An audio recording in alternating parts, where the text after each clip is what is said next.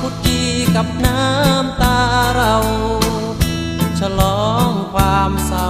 เมาเหล้าข้างหัวบ้านงานอก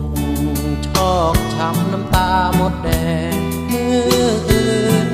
คำแพงแก้มแดงสิเข้าพาควันกับลูกเศรษฐีดีกรีหนุ่มธนา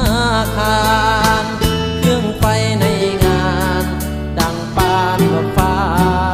ผ่าหัวโอ้ยอุกใจคักแน่คำแพงมาแลว่าไผสิตายคืองูก่อนหักถนอมหมดยอมให้มนมองสู้ทนหามจั่วบ่เคยชั่วหามเศร้าหมด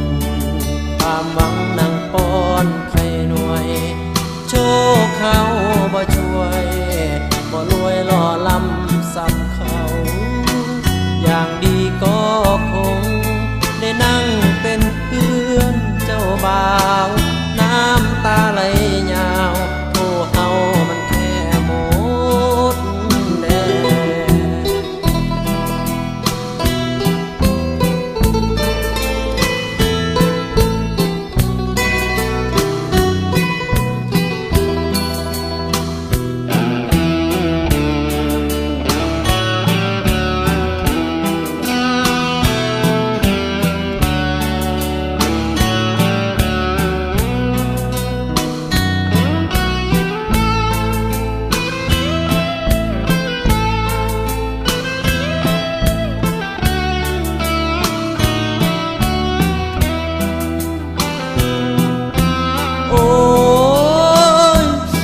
ใจคักแน่